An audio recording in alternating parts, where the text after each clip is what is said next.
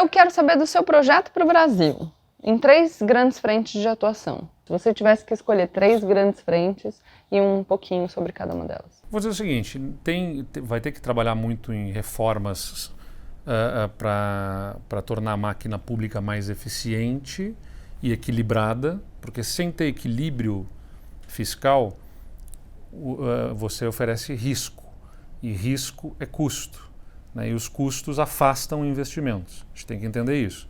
Se você tem uma política de gasto público que não se sustenta, ou seja, quero botar mais dinheiro nisso, naquilo, ou seja, vai ser um governo gastador, ele vai se desequilibrar. Se ele se desequilibra, o Estado brasileiro tem uma dívida, né? Você emite títulos da dívida, pagando juros, e se você está gastando muito, menos pessoas vão querer comprar, menos investidores querem comprar esses títulos, se os juros não justificarem o nível de risco de que o Estado brasileiro não consiga pagar, e aí os juros têm que ser aumentados, e se os juros são aumentados, a gente acaba tendo mais dificuldade de acesso ao crédito para animar a nossa economia.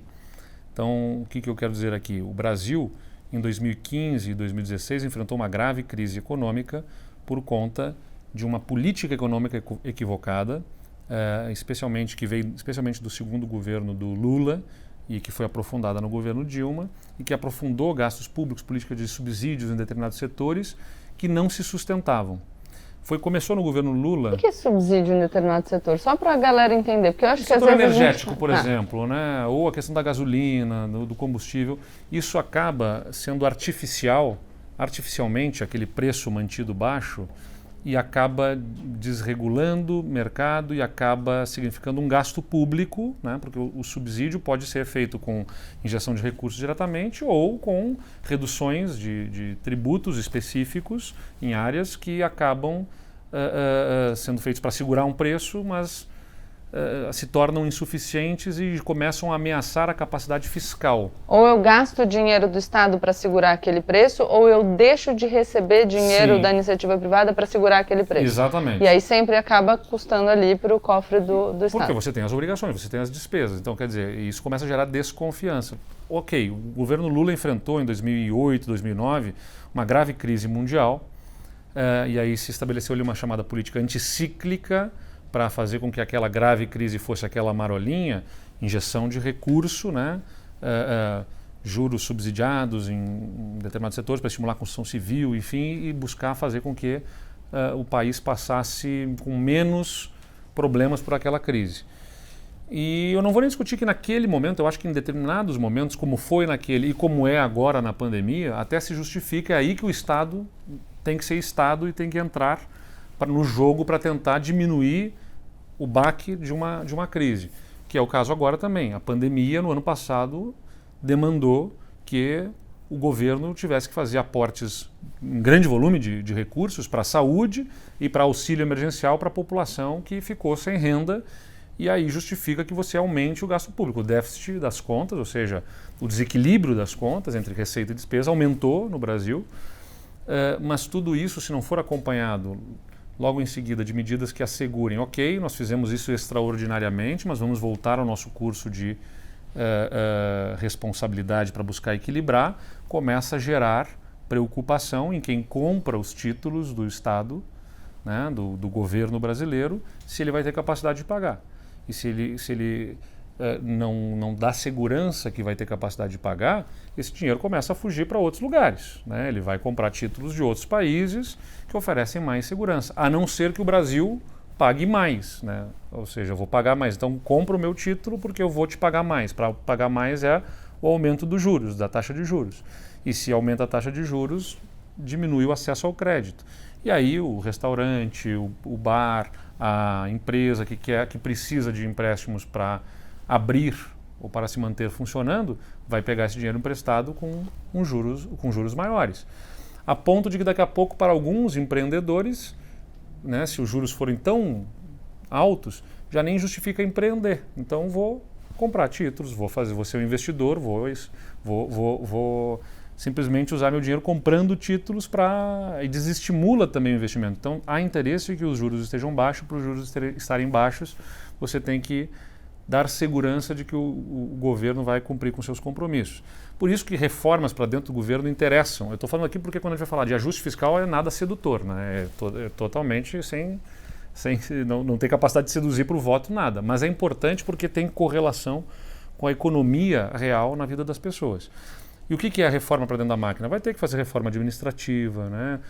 Novas privatizações de empresas que precisam ser analisadas se devem estar nas mãos do Estado ou não, para poder equilibrar as contas ou pelo menos trilhar um caminho de equilíbrio. O que eu estou dizendo? Não dá para equilibrar eventualmente em 4 anos, mas você precisa apontar que você está buscando um caminho de equilíbrio entre receita e despesa. E junto disso, junto dessa reforma, de um programa de reformas para reduzir burocracia, reforma tributária é fundamental, né? Porque um dos maiores custos do nosso sistema tributário não é só o custo do imposto, é o custo de administrar a complexidade do sistema tributário. Porque cada item tem um tipo de tributação diferente, né? Você tributa os alimentos, cada um estão inseridos ou não, esse é 6%, esse é 0%, esse é 17%, não, mas se tiver isso tem uma outra tributação. Começa a ficar tão complexo que também envolve mais riscos, e como eu disse, todo risco é custo. Então, se eu tenho uma empresa e eu estou sob o risco de daqui a pouco ter uma interpretação de que eu devia estar pagando de outro jeito, estou pagando errado, enfim, você tem um risco. Eu produzo essa almofada, estou pagando achando... Mas isso é almofada ou travesseiro? É mais ou menos isso. Então, porque se for almofada, a alíquota é X, mas se for travesseiro, a alíquota é Y. É mais ou menos isso que a gente tem no nosso sistema tributário. Então, se for travesseiro, é um item essencial para dormir, claro que eu estou fazendo aqui para o pessoal entender, é um item essencial, todo mundo precisa de um travesseiro para dormir. Almofada já é um item que não tem uma tributação maior. E aí, a classificação está classificando certo, daqui a pouco o sujeito está pagando, achando que está pagando certo, e vem uma interpretação posterior dizendo, não, você pagou errado. Um juiz dizendo, não, você pagou como almofada, mas na verdade era travesseiro. Na verdade, teria que ser o inverso, porque o travesseiro que era essencial. Seria subsidiado. E aí começa toda essa complicação. Se tem risco, você vai acoplar no seu custo. Eu vou botar um ganho maior, uma margem maior. Por quê? Porque daqui a pouco surge uma mudança de interpretação, até que esses riscos são tão altos, que o custo é tão alto que inviabiliza o negócio. E aí então, nem vou produzir nem almofada, nem travesseiro, quer saber? Eu vou pegar meu dinheiro e vou colocar no mercado, em outras áreas, enfim, para não me incomodar. Vou comprar vou construir um apartamento, um edifício e vou viver de aluguel disso. Só que e aí o ruim é que você não tem todo mundo trabalhando na fábrica de travesseiro. Exatamente. Então, esse é um ponto. 2 outros pontos que eu agrego. Educação, a gente acabou de falar. É fundamental ter um choque na nossa educação que coloque a educação sintonizada com o que ela precisa estar, com essas novas tecnologias, com desenvolvimento de capacidade de raciocínio lógico.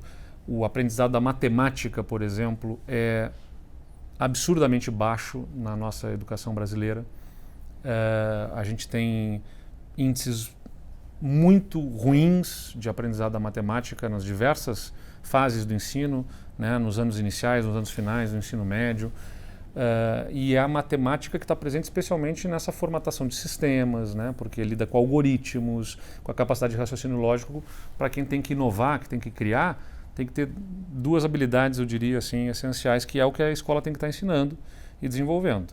A capacidade de fazer contas, de raciocínio lógico que a matemática permite, e a interpretação, que é língua portuguesa, né? A interpretação de texto é fundamental nesse mundo em que a comunicação é cada vez mais relevante. Então, entender o que o outro falou. Aliás, os meus assessores de comunicação sempre me dizem que comunicação não é o que a gente fala, é o que o outro entende. Então, quando você está aqui me ajudando aqui a poder decifrar alguns itens, é importante, porque não é sobre o que eu estou falando. Eu estou falando a partir do meu contexto. Mas quem é que está me assistindo?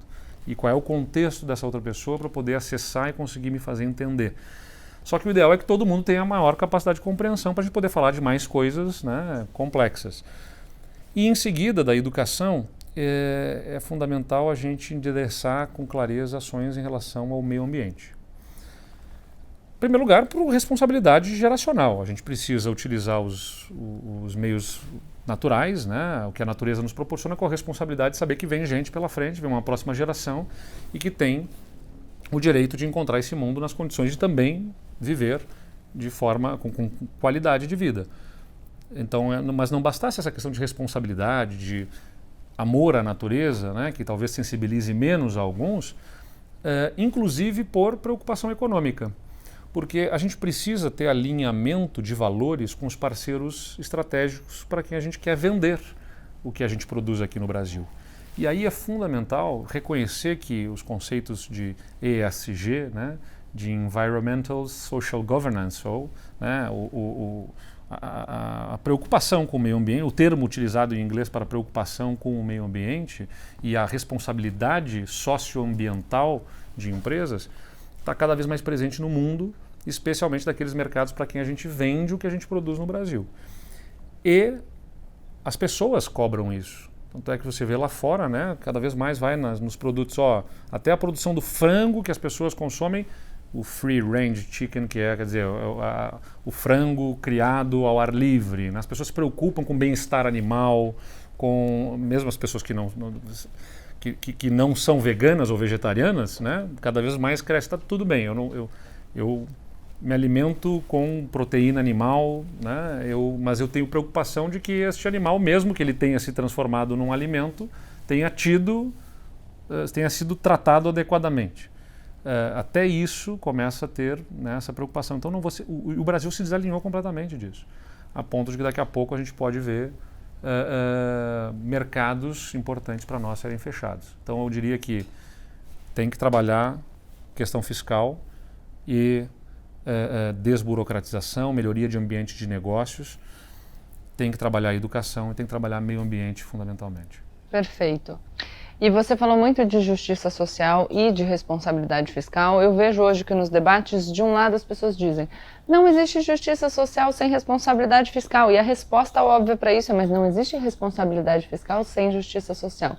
Eu quero a sua visão desse equilíbrio, embora eu acho que o seu discurso até aqui já tenha deixado isso claro, mas só porque eu preciso fazer as perguntas iguais para todos. Eu gosto de dar exemplos assim, porque eu acho que eles podem traduzir melhor. Eu assumi o estado do Rio Grande do Sul. O Rio Grande do Sul tem a pior situação fiscal do Brasil, segundo alguns rankings aí, o ranking do CLP, por exemplo, do Centro de Liderança Pública, que analisa a competitividade em vários pilares, tem um pilar de solidez fiscal, como a gente tem, por exemplo, o maior déficit previdenciário proporcionalmente à população. O que significa isso? Vamos lá. Eu já ia aqui, Déficit previdenciário é o seguinte, o servidor público, ele paga uma parte do seu salário em contribuição previdenciária para pagar aposentadorias.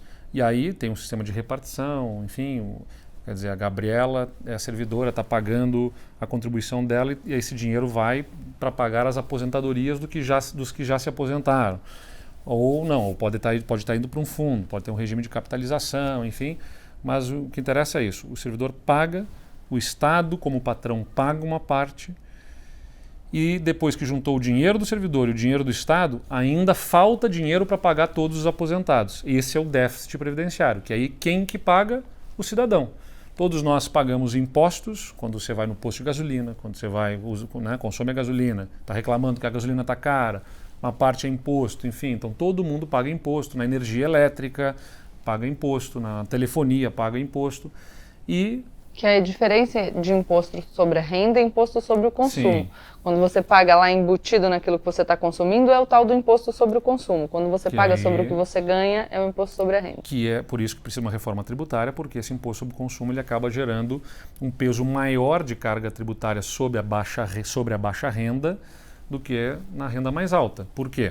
Porque nós, que temos um poder aquisitivo maior, pagamos os mesmos 30%, no caso do Rio Grande do Sul, 30%, né, de ICMS sobre a energia elétrica, por exemplo, que é a dona Maria, que ganha um salário mínimo e meio, que ganha 2 salários mínimos, enfim, e isso na renda dela vai consumindo mais dinheiro do que acaba afetando a renda das famílias mais ricas. Mas enfim, o déficit previdenciário que eu ia falando, ele acaba fazendo com que o Estado tenha que colocar o dinheiro que vem dos impostos e que a população paga para ter serviços, não é para pagar o passado, né? A aposentadoria, a previdência, é um gasto com o passado.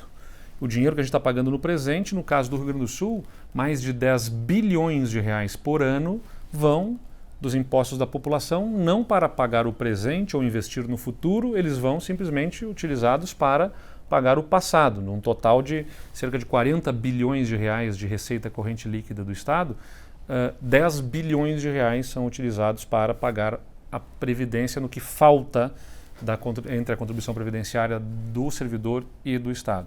Bom, o que eu quero dizer com isso? A gente precisou fazer reformas muito profundas nas carreiras do serviço público, na previdência, para diminuir o nosso gasto com os salários, com a folha salarial. A gente reduziu no ano passado 700 milhões de reais a despesa com a folha salarial, e com isso a gente conseguiu colocar o salário dos servidores em dia. Eles não estavam recebendo em dia. Então os servidores eram os primeiros a serem prejudicados pelo desequilíbrio do Estado, sem receber o seu salário na data correta. O Estado levava até 30 dias para concluir o pagamento de todos os servidores. Ele deveria pagar no último dia útil do mês, ele conseguia pagar no último dia útil do mês seguinte, né, a folha salarial inteira. Agora já está pagando em dia. E mesmo serviços públicos, como por exemplo, claro que isso afeta o serviço público, o servidor está desmotivado, está reclamando que o salário dele não está entrando, ele está preocupado se ele vai conseguir pagar o aluguel na data certa, se ele acaba tendo que fazer um empréstimo para poder pagar, isso acaba atrapalhando a prestação de serviços também.